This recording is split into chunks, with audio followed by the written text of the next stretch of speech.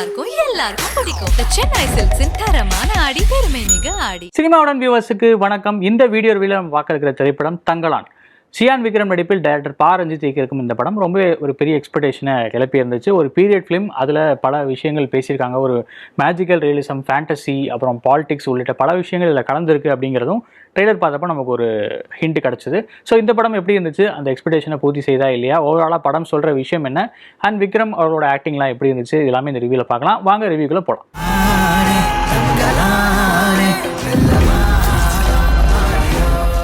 தங்கலான் படத்தோட ஒன்லைன் என்ன அப்படிங்கிறத பார்த்தலாம். தங்கலான் என்கிற கேரக்டரில் விக்ரம் நடிச்சிருக்காரு. ஒரு ட்ரைபல் லீடராக இருக்காரு. 19ஆம் நூற்றாண்டில் நடக்கிற கதை அப்படிங்கிறதும் நமக்கு சொல்லப்படுது.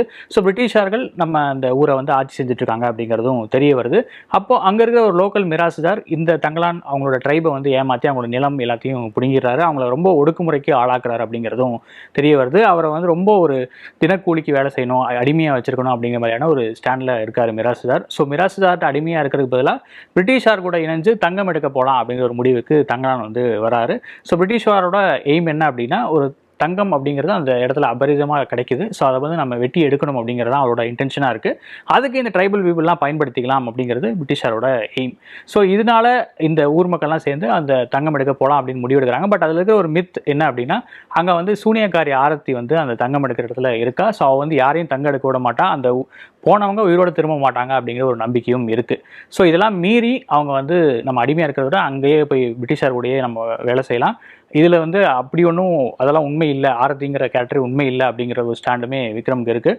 ஸோ அவங்க அந்த அட்வென்ச்சருக்கு போகிறாங்க, தங்கம் எடுக்க ட்ரை பண்ண போகிறாங்க. ஸோ அவங்களுக்கு தங்கம் கிடச்சதா இல்லையா, அண்டு தங்கம் இருக்கிற லேண்டுக்கும் இந்த பூர்வக்குடிக்குமான சம்பந்தம் என்ன அப்படிங்கிறதுலாம் தான் தங்கலான் படத்தோட ஒன்லைன். நடிகர்களோட பெர்ஃபார்மன்ஸ்லாம் எப்படி இருந்துச்சு அப்படிங்கிறத பார்த்தலாம். தங்கலான் அப்படிங்கிற டைட்டில் கேரக்டரில் விக்ரம் நடிச்சிருக்காரு. எகைன் விக்ரமா நமக்கு அந்த ஸ்க்ரீனில் அவர் தெரியவே இல்லை அப்படிங்கிறது தான் இந்த படத்தோட ஒரு பெரிய ஹைலைட். தங்கலான் அப்படிங்கிற கேரக்டராகவே வாழ்ந்திருக்காரு. அவரோட உடல் மொழி, பேசுகிற டைலக்ட் உள்ளிட்ட பல விஷயங்களை ரொம்பவே மாற்றி காமிச்சிருக்காரு. உடை, நடை, உடை பாவனை அப்படின்னு சொல்லுவாங்களே, அந்த மூணுமே வேறையாக தெரிஞ்சுது அப்படின்னு கூட சொல்லலாம். இந்த படத்துக்கு ஒரு பில்லர், பெரிய ஆக்டிங் லெவலில் ஒரு பெரிய பில்லர்னால் கண்டிப்பாக விக்ரமோட பெர்ஃபார்மன்ஸ் தான். பல டைமென்ஷன்ஸ் வருது. இன்ஃபேக்ட் ஃப்ளாஷ்பேக்கில் சில கதைகள் வருது, அங்கேயும் வேறு டைமென்ஷனில் விக்ரமோட கேரக்டர் வருது. எல்லாத்துக்கும் ஒரு சிறப்பான பெர்ஃபார்மன்ஸை வந்து கொடுத்துருக்காரு. முக்கியமாக ஸ்டன் காட்சிகளில் அவர் போட்டிருக்கிற உழைப்பு நிச்சயமாக பாராட்டத்தக்கது அப்படின்னு நினைக்கிறேன். அடுத்ததான் மாளவிகா மோகனன் ஆரத்தி அப்படிங்கிற ஒரு முக்கியமான கேரக்டர் பண்ணியிருக்காங்க. ஒரு மிஸ்டிக்கல் ட்விஸ்ட், ஒரு ஃபேண்டசி ட்விஸ்ட் அந்த கேரக்டருக்கு இருக்குது. அதை வந்து அவங்க சிறப்பாக கையாண்டிருக்காங்க. அவங்க ஸ்க்ரீனில் வர சீன்ஸ் எல்லாமே ரொம்ப டெரராகவே இருந்துச்சு அப்படின்னு கூட சொல்லலாம். அந்தளவுக்கு ரொம்ப ஒரு கன்வின்சிங்கான பெர்ஃபார்மன்ஸை கொடுத்துருக்காங்க.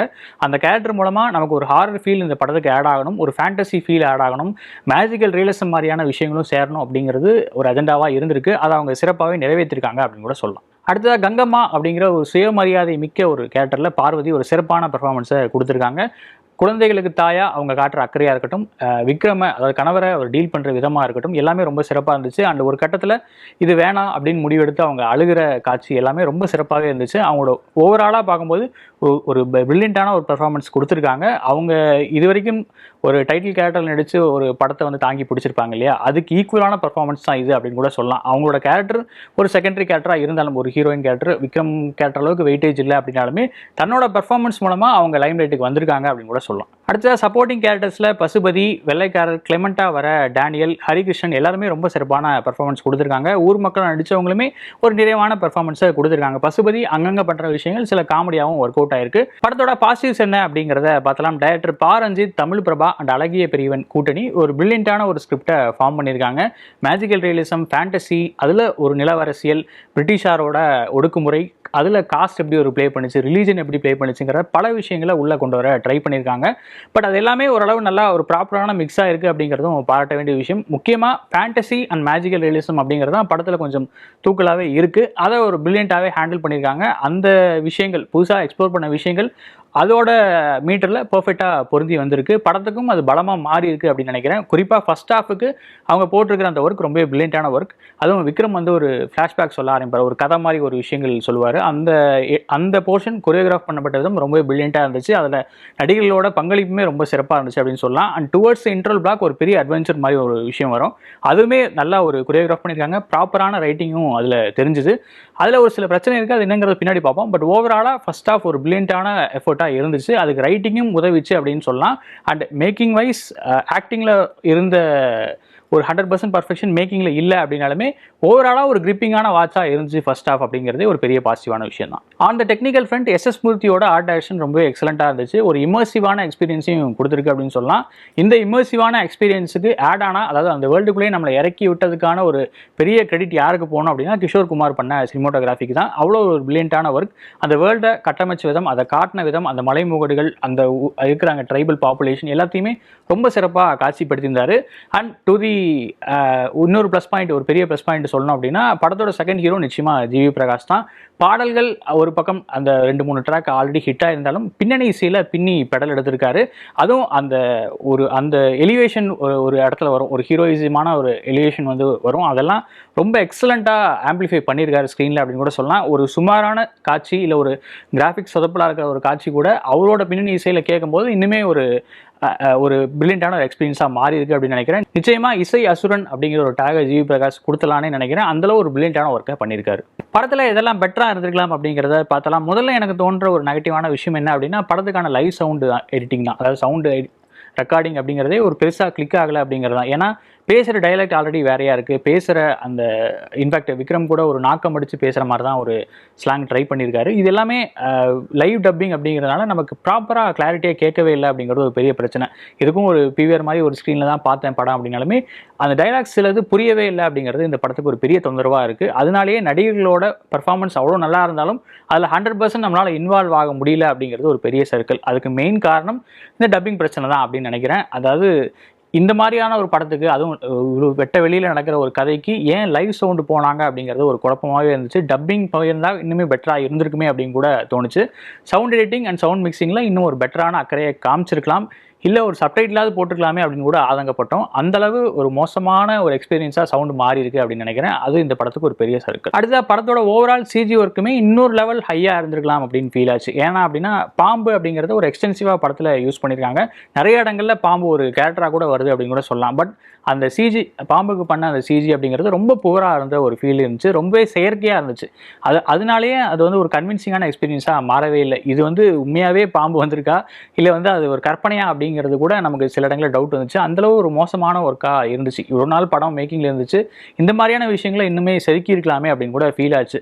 ஏன்னா பாம்பு அப்படிங்கிறது ஒரு மெயின் கேரக்டராக நீங்கள் யூஸ் பண்ணியிருக்கீங்க அப்படிங்கும்போது அதுக்கு ஒரு அக்கறை எடுத்து அது இன்னுமே ஒரு பிரில்லியண்டான எக்ஸ்பீரியன்ஸாக மாற்றிருக்கலாமே, ஒரு கன்வின்சிங்கான ஒர்க்காக கொடுத்துருக்கலாமே அப்படிங்கிற ஒரு ஆதங்கம் மட்டும் இருந்துகிட்டே இருக்குது. அடுத்த செல்வா ஆர்கேயோட எடிட்டிங் பேட்டர்லையும் ரொம்ப அப்ட்ராக்டான ஒரு ஃபீல் இருந்துகிட்டே இருக்குது. ஆல்ரெடி சிஜி வந்து இப்படியான ஒரு குறைகள் இருக்குது, சவுண்ட்லேயும் இப்படி ஒரு பிரச்சனை இருக்குது அப்படிங்கும்போது எடிட்டிங் பேட்டர்னில் இன்னும் கொஞ்சம் அக்கறையை காமிச்சிருக்கலாம் அப்படின்னு ஃபீல் ஆச்சு. ரொம்ப அப்ட்ராக்டாக இருக்கிறது இன்னுமே ஒரு குழப்பத்தை இன்டியூஸ் பண்ணுற மாதிரி தான் இருக்குது. நிறைய காட்சிகள் ஆர்கெஸ்ட்ரேட் பண்ண விதம் நல்லா இருந்தாலும் அது ஓவராலாக ஒரு நல்ல எக்ஸ்பீரியன்ஸாக மாறல அப்படிங்கிறது ஒரு பெரிய பிரச்சனை. அதுக்கு காரணம் எடிட்டிங்கில் இருக்கிற ஒரு அந்த அப்ட்ராக்டான பேட்டர்ன் தான் அப்படின்னு நினைக்கிறேன். ஒரு ராவான எடிட்டிங்காக இல்லாமல் இன்னுமே ஒரு கிளாரிட்டியோட இந்த காட்சிகள் அணியிருக்கலாம் அப்படின்னு கூட தோணுச்சு. அடுத்தது அந்த கிளைமேக்ஸில் வர கனெக்ட், அந்த ட்ரைபல் பீப்புளுக்கும் அந்த லேண்டுக்கும் உண்டான ரிலேஷன்ஷிப் என்ன அப்படிங்கிறது ஒரு ட்விஸ்ட்டாக சொல்லியிருந்தாங்க. அந்த எக்ஸ்பீரியன்ஸ் நல்லாவே இருந்துச்சு. ஸ்கிரிப்ட் வைஸ் அது ஒரு நல்ல ரைட்டிங்காகவும் தெரிஞ்சுது. பட் விக்ரம் கேரக்டர் முன்னாடி ஒரு ஃப்ளாஷ்பேக்கில் ஒரு சொல்கிற விஷயம் என்ன அப்படின்னா தண்ணியில் வர தங்கத்தை மட்டும் தான் நம்ம எடுக்கணும், நிலத்தில் வரதை எடுக்கக்கூடாது, அது வந்து ஒரு ரிசோர்ஸ்லேயே கை வைக்கிற மாதிரி அப்படிங்கிற மாதிரியான ஒரு விஷயம் சொல்கிறாரு. அந்த பாயிண்ட்டோட தான் நம்ம நிறையா ஒத்து போகிற மாதிரி தெரியுது. கடைசியில் அதுக்கு ஆப்போசிட்டாக கான்ட்ராஸ்ட்டாக ஒரு விஷயத்த சொல்லிட்டாங்களோ அப்படிங்கிற ஒரு சின்ன குழப்பமே இருக்குது. அது ஓவராலாக பார்க்கும்போது தங்கம் அப்படிங்கிற ஒரு ரிசோர்ஸை எப்படி ஹேண்டில் பண்ணணும்னு சொல்கிறாங்க அப்படிங்கிறது நம்ம கிளாரிட்டியாக விளங்கவே இல்லை. அது இந்த படத்துக்கு ஒரு சிக்கலாகவும் மாறி இருக்குது. மேபி அது ஒரு நல்ல விஷயமாக கூட சொல்லியிருக்கலாம், பட் அதில் கிளாரிட்டி மிஸ் ஆகுது அப்படிங்கிறது நோட் பண்ண வேண்டிய விஷயம். தங்கலான் படத்தோட ஓவரால் வேர்டிக்ட் என்ன அப்படிங்கிறத பார்த்தலாம். மேஜிக்கல் ரியலிசம், ஃபேண்டசி அப்படிங்கிற ஜானரில் நிச்சயமாக இது ஒரு நல்ல அட்டெம்ப்ட் தான். ரைட்டிங்காகவும் ரொம்ப ஸ்ட்ராங்காக தான் இருக்குது படம். பட் டெக்னிக்கல் வைஸ் இருக்கிற பிரச்சனைகள் படத்தோட நம்மளை ஒன்றை விடாமல் பண்ணிடுது அப்படிங்கிறது தான் ஓவராலாக நான் சொல்ல வேண்டிய விஷயம். அண்ட் ஓவராலாக இந்த படத்தை நான் ஒரு எபோவ் ஆவரேஜ் வாட்சாக கூட ரேட் பண்ணுவேன். ஏன்னா தேட்டரிக்கலாக பார்க்கும்போது படம் ஒரு நல்ல எக்ஸ்பீரியன்ஸ் தான் கொடுத்துச்சு. அண்ட் ஏற்கனவே சவுண்டில் இருக்கிற பிரச்சனையை அதை மைண்டில் வச்சுக்கிட்டு ஒரு நல்ல தேட்டரில் ஆல்ரெடி நல்ல சவுண்ட் இருக்கா அப்படிங்கிறதையும் வெரிஃபை பண்ணிட்டு போங்க. ஒரு நல்ல எக்ஸ்பீரியன்ஸுக்கு வேணும்னா ஒரு பெரிய ஸ்க்ரீனில் நல்ல சவுண்ட் இருக்கிற தேட்டர் நிச்சயமாக அவசியம் அப்படின்னு நினைக்கிறேன். நீங்கள் இந்த படத்தை பார்த்துருந்தீங்க அப்படின்னா உங்களோட வியூ என்ன அப்படிங்கிறத கமெண்ட்டில் சொல்லுங்கள். வேற ஒரு வியூவில் உங்களை மீட் பண்ணுறேன். நன்றி, வணக்கம். எல்லாமே எல்லாருக்கும் எல்லாருக்கும் பிடிக்கும் The சென்னை சில்க்ஸின் தரமான ஆடி பெருமை மிக ஆடி. விகடன் வெல்கம் பேக் இப்ப வெறும் 29 ரூபாயில் ஜூனியர் விகடன், ஆனந்த விகடன், நாணயம் விகடன் உள்ளிட்ட 8 டிஜிட்டல் இதழ்கள், வேல்பாரி, நீரதிகாரம், அணிலாடும் முன்றில் உள்ளிட்ட கிளாசிக் தொடர்கள், சுஜாதா, எஸ். ராமகிருஷ்ணன், அசோகமித்ரன் உள்ளிட்ட நட்சத்திர எழுத்தாளர்களின் சிறுகதைகள் என 29 ரூபாயில் 3 மாதங்களுக்கு விகடனை அன்லிமிட்டடாக படிக்க இப்போதே சப்ஸ்கிரைப் செய்திடுங்கள்.